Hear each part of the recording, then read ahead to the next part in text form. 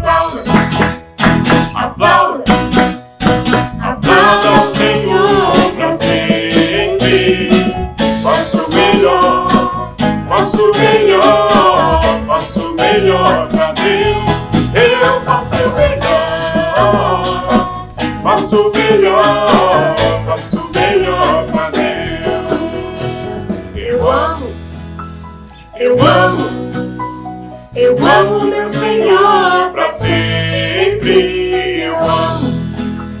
Eu amo meu Senhor pra sempre. Faço melhor pra Deus. Eu faço melhor pra Deus.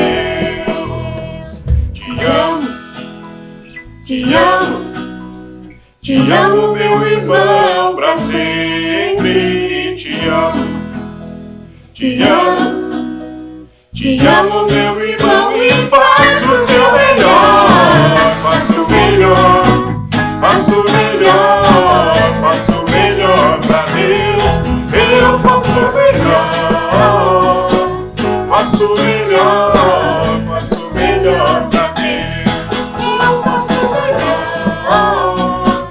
faço melhor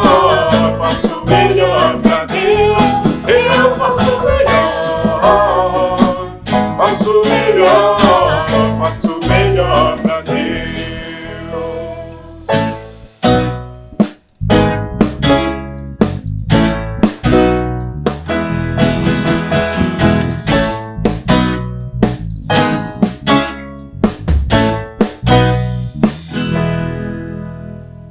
Eu não sei vocês, mas eu aqui levantei, pulei, dancei, porque, gente, Faça o Melhor é aquela música que não dá pra cantar sentado, né? A gente sabe. E esses tios aí que estavam na banda, nos gestinhos, são sempre muito animados.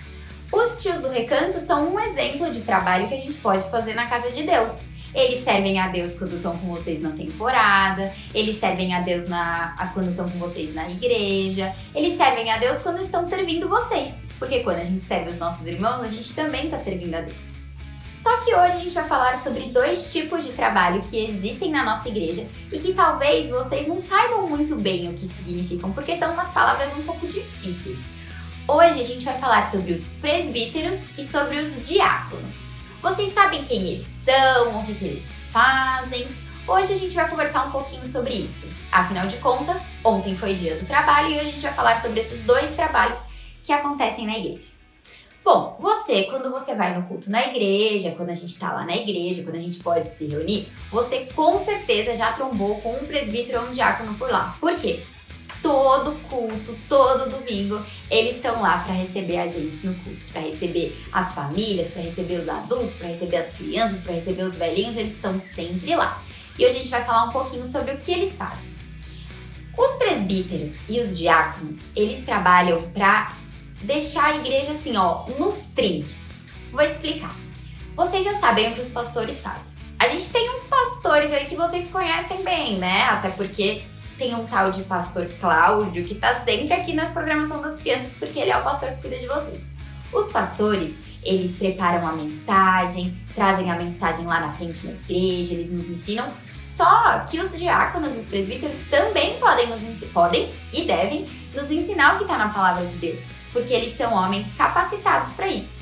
Vou explicar para vocês. Vocês já devem ter escutado na igreja assim: no dia tal vai ter reunião do conselho. O que isso quer dizer?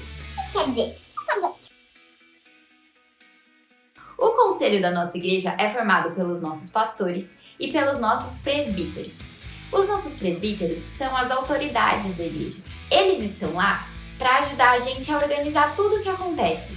E eles são eleitos, ou seja, da mesma maneira que a gente vota para presidente, governador ou prefeito da nossa cidade, nós que somos membros de uma igreja também votamos para eleger os nossos presbíteros. Então, são homens que se dispõem a servir a Deus e vão lá para a eleição. A igreja vota e elege seus presbíteros. Os presbíteros ficam responsáveis por tomar as decisões para a igreja, ficam responsáveis por decidir algumas coisas importantes. Então, por exemplo, nesse período que a gente está vivendo, que a igreja não pode abrir por causa da pandemia, os presbíteros e os pastores se reúnem sempre para decidir: pessoal, ainda não é a hora, pessoal, agora sim, pessoal, agora a gente vai fazer assim, pessoal, quando a gente abrir a igreja, a gente vai ter que seguir um monte de regrinhas de distanciamento, todo mundo de máscara, um monte de álcool gel pra gente ficar seguro. Então, os nossos presbíteros, eles ajudam a organizar essas coisas. E não só isso. Dentro do grupo de presbíteros, tem os presbíteros que cuidam da tesouraria. O que significa isso? Eles administram todas as ofertas e dízimos que chegam na igreja. Só que para um homem se tornar presbítero, na palavra de Deus, existem algumas características que ele precisa ter. Não é qualquer pessoa que pode se tornar um presbítero. Lá na primeira carta de Paulo a Timóteo, no capítulo 3, existe uma parte que fala sobre as atribuições dos presbíteros. E tem várias características lá. Algumas palavras são meio difíceis, mas eu vou explicar para vocês mais ou menos. Os presbíteros precisam ser homens muito responsáveis, precisam ser homens que têm uma só esposa, precisam ser pais que cuidam da sua casa e dos seus filhos de maneira correta. Por quê? Na própria carta, Paulo diz assim: como que um homem que não cuida bem da sua casa vai cuidar bem da igreja? Então é muito importante que os presbíteros saibam cuidar da sua família. Afinal de contas, nós somos uma família e eles, como presbíteros da igreja, vão cuidar de nós, né? E aí nós temos também os diáconos. Os diáconos, gente, Eu amo diácono. Vocês com certeza já trombaram com eles. Primeiro porque na nossa igreja tem muitos diáconos e eles são pessoas que estão sempre dispostas a ajudar a gente. Então, quando você chega na igreja, tem alguém lá na porta entregando o boletim, dando bom dia, ajudando o carro que para lá na frente da igreja, nesse período de pandemia que a gente abriu por um tempo, medindo a temperatura, passando o álcool gel, esses são os nossos diáconos. Eles são pessoas muito especiais que também estão na igreja para nos servir. E além de ajudar a comunidade ali, né? Sempre que alguém precisa de alguma coisa, chama o diácono que ele ajuda. Alguém precisa de ajuda para entrar no elevador, para descer uma escada. Eles estão sempre lá para ajudar. E além desse trabalho que eles fazem com a gente, com os membros lá na igreja, a nossa junta diaconal também tem uma missão muito linda. Eles sempre arrecadam doações, alimentos para ajudar pessoas que precisam. Então os diáconos também são pessoas que se dispõem a servir a Deus e aos outros dentro da igreja. E assim como os presbíteros, a palavra de Deus também fala sobre as características que um diácono tem que ter. Lá no mesmo texto, em 1 Timóteo capítulo 3, Paulo fala sobre as características que um diácono tem que ter. E ele também precisa ser um homem de uma só esposa, um homem sensato, um homem responsável, um homem que cuida bem da sua família, da sua casa, dos seus filhos, porque assim como os presbíteros, Paulo diz assim, como alguém que não sabe cuidar da sua casa, vai saber cuidar da casa de Deus. Então é muito importante que eles também tenham essas características. E os diáconos, assim como os presbíteros, também são eleitos, ou seja, quando chega na época da eleição, os homens que sentem no coração essa orientação de Deus se candidatam e a igreja vota para eleger os seus diáconos que ficam lá por um período de tempo. A gente falou aqui sobre os presbíteros e sobre os diáconos. Comentamos também sobre os pastores, sobre os professores, sobre os tios da temporada, mas saiba que na palavra de Deus diz que todos nós podemos e devemos servir a Deus e aos nossos irmãos de alguma forma. Por quê?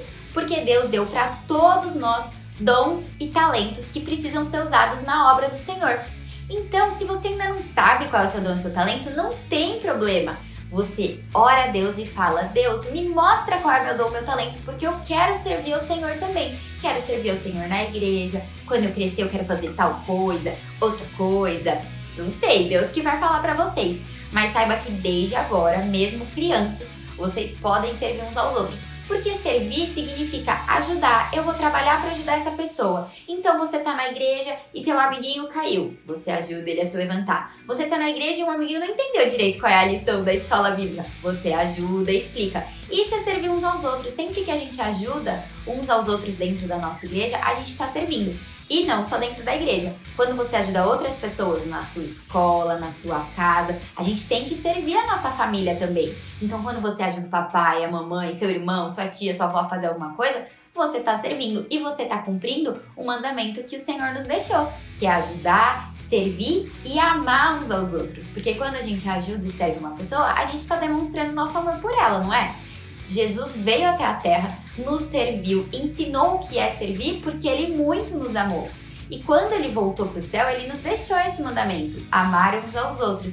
Então, que a gente possa, através do nosso serviço, amar uns aos outros. Assim como os presbíteros, através do trabalho deles, nos amam, como os diáconos, através do trabalho deles, nos amam. Assim como nós, professores, que estamos morrendo de saudade de ver vocês pessoalmente. A gente ama muito vocês. E é por isso que a gente tá aqui, os tios da temporada, o Toninho, o Tonhão, o Dani, o James, que são os zeladores que cuidam da nossa igreja, as nossas secretárias, todas essas pessoas, através do trabalho delas, elas mostram que nos amam.